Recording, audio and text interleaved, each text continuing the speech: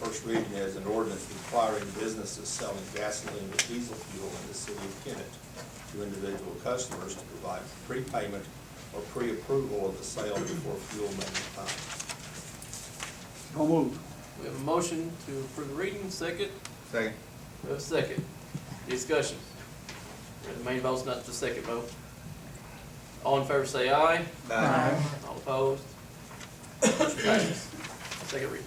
An ordinance requiring businesses selling gasoline or diesel fuel in the city of Kennett to individual customers to provide for prepayment or pre-approval of the sale before fuel may be pumped. Is there a motion? Motion. Second. Second. We have a second. Time for discussion. Chief, just as a matter of record, did you say how many fuel drive-offs we have? In a 20-hour period, it's not unusual, it has anywhere between 3 to 6 of them call in a day. But you don't catch them because there aren't that many that go through court. You catch a lot of them or have them return back and they pay them, but that just takes man hours up, and it just makes, by the time you do a report like I said, it takes an hour or 3 hours to do it. You don't fill out a complaint if they do that, unless it was, I guess some people do it accidentally, right? The credit card didn't go through and they wasn't aware of it, they come up with a lot of reasons, but this is just cash paying off. We still use credit cards and all that stuff. So those kinds of things will still happen. This would require that if anybody using cash or whatever, that you would have to Yeah, you want to prepay. prepay, so that'll take care of that problem. But I'm saying sometimes your credit card doesn't work, and so you might drive off. Oh, yeah. I almost did that the other day, it Done didn't, that, yeah. yeah. So then they would still have to call that. Any more questions or just, How would a credit card not work and you still be able to pump gas? It happens. Does it? Depends on what Yeah, you that's need. why you really need to wait for a receipt. 'Cause I've had it happen where I didn't get a receipt, I went in, and they said, well, it didn't work. I So, think where I didn't get a receipt and I drove off, and I came back. Yeah, the credit card, you have to get authorization for your Well, credit like, card for it. here's what happened to me the other day, I meant to hit prepay outside with credit, whatever, and I hit pay inside with credit. And so I thought I'd hit prepay outside, so I didn't. Luckily, I went in the store, and then she was like, well, you didn't pay for your gas. Okay. So, you know, it just, things happen. This will take care of it. No, that won't take care of that. No, the ordinance will require it. They'll take care of the cash. any other questions regarding the ordinance? I guess I'm just gonna have to say this again, it's just like the smoking thing, I just don't wanna vote for it because, I mean, the people I've talked to have not been in favor of it. Again, that's a private business, decision, and we're taking it over for them, and so, I'm not planning to vote for it. I look at it this way, we had the private business came and asked us to do it. Well, we had one that came. Well, One of my, one of the other stations that's actually in Ward 1 is not really in favor of it. They said they'd obviously go along with it, we made it the law, but they prefer, they have the 2 pumps are prepaid because that's where every now and then they would have an issue with it, but they're not really in favor of it. I talked to one of the station owners that came here the other night, and he said kind of level the playing field if everybody has to do it. Because if not one has to do it, and it kind of makes it difficult for the ones that are want to do it. Well, you can do, you can make your pumps prepaid if you want to. They can, you know, it's kind of level the playing field for all stations. But what? I mean, they might lose business because it's inconvenient or something? So that means that the people that don't like it don't have a choice. It'd be inconvenient everywhere they go, so. Yeah, but it doesn't have to be. We're making it the law.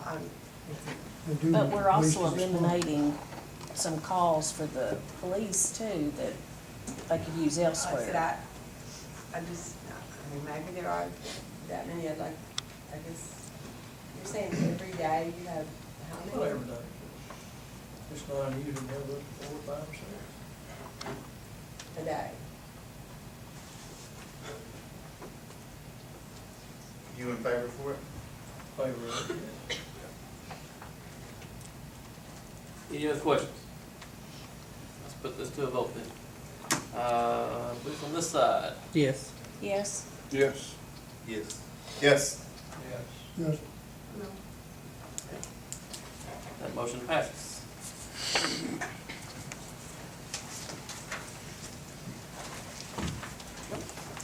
All right.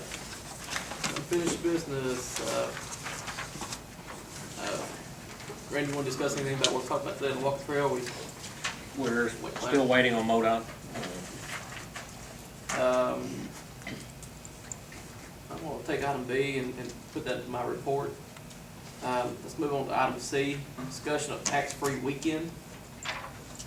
We got Melissa with us, this evening. Do you care to come up and Sure. get your survey? As promised, I did a survey. It was my first one through the Survey Monkey account that the chamber has now, so if we need to get it set up. I did a survey with 7 questions. It asked chamber members, and we opened it to the community, but there wasn't a great community response. It was mostly business owners. We asked 7 questions, and it separated where people do their shopping, whether or not they do back-to-school shopping, how much money they spend, and where they do it.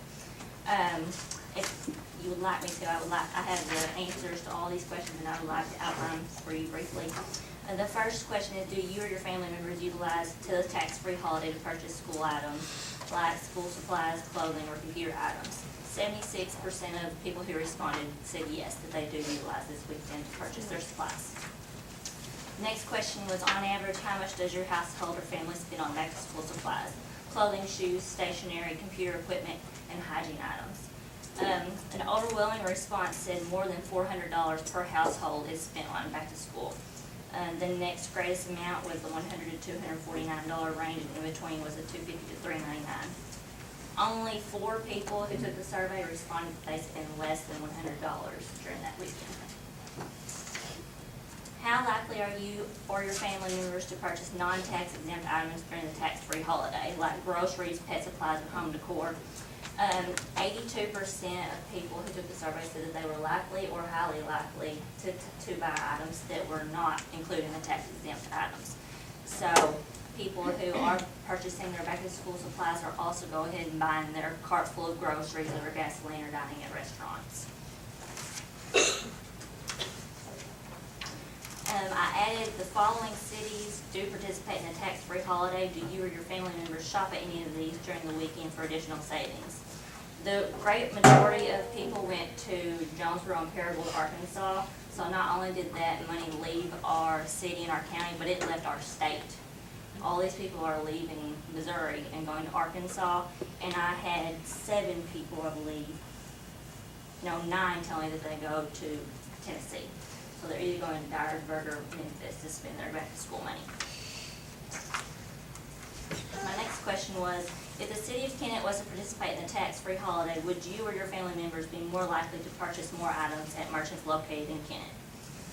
78% of people said yes, they would be more likely to spend their money in Kennett than leaving the city.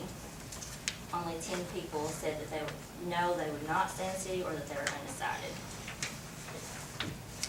And the last question, the most important, do you think that the city of Kennett, Missouri should participate in the annual tax-free holiday? 82.98% of people said yes, they would like to see the city participate in the holiday. My last question was profession. It was really just to get a demographic feel of who was taking it. Primarily, we had people in finance, banking, accounting, and insurance take it. Next was education, which can be expected, followed by agriculture and healthcare, and others scattered throughout. I can give you my personal testimony on tax-free holiday. I have 4 children, 3 of which are in school and 1 in daycare. During tax-free weekend, it is most economical for my husband and I to go somewhere that offers this service.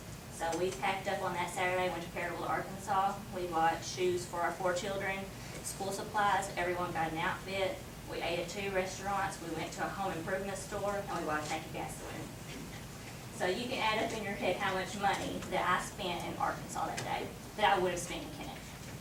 And very little of that was on school supplies. We got, probably a $15 tax break on our shoes, probably a $20 tax break on our stationery and hygiene supplies.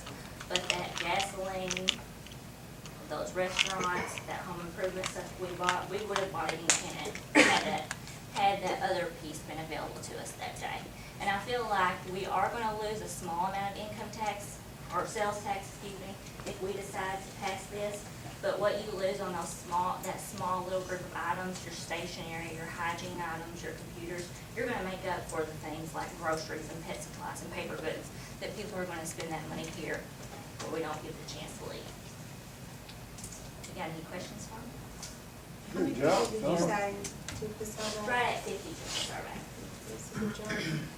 So I thought that was a pretty good sample of people who are professionals in the city and business owners, and also parents who have kids in the school systems. And a lot of people that said no, that they didn't think, they also put in their side note that they don't have children or they don't have a vested interest in buying school supplies. So I feel like the benefit of passing this and letting our citizens get this little tax break for that one weekend will be a huge benefit to the local merchants, because they'll be able to get that extra business, but also a great benefit to our citizens. Kind of an eye-opener.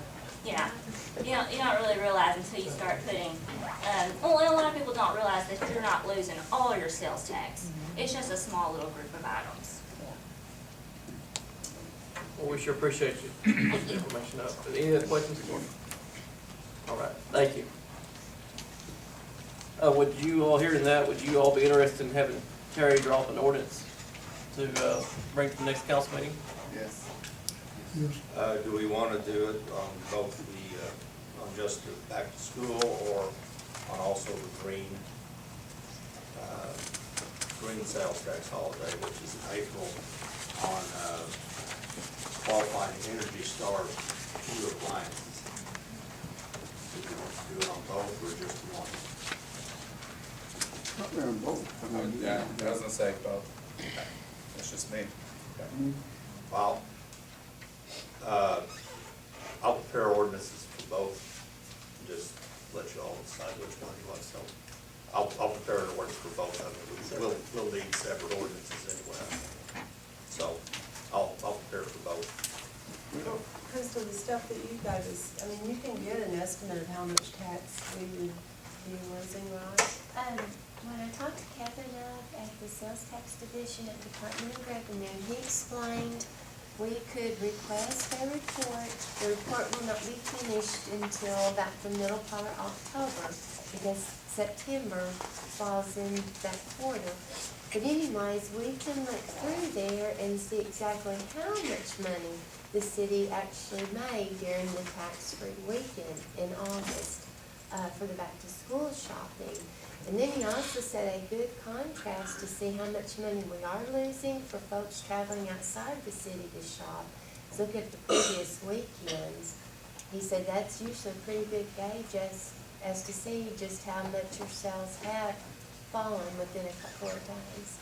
But we can fill out that request for that report, and they can send to us the whole quarter as to what our business is made on certain days, because they have paperwork that they have to fill out also. It'd be kind of interesting to see. Well, to get one quicker and more quickly, could we not request one for last year? I could. They should, I mean, I would doubt that there'd be that much change, and I think it would give us a good barometer. We just wouldn't have to wait till October to do it. Okay, I can do that. Any other questions? If not, we'll move on. Item D, discussion of mobile home ordinance. If you all may recall, there was some brief discussion about prefab homes and modular homes. The city attorney and I had a small discussion, and I'll let Eric take over. As y'all know, mobile homes are not permitted in the city limits. The ones that, unless they're in a certified mobile home park, which we really don't have any. Question was, came up about prefab homes, modular homes. Prefab homes are permitted. You know, they bring the components in and assemble assemble all the parts here, the same as, you know, any regular home being constructed, they undergo the same inspection and everything else. So prefab homes are already permitted. Modular homes are not. In looking at the definition of manufactured or mobile home by the state and all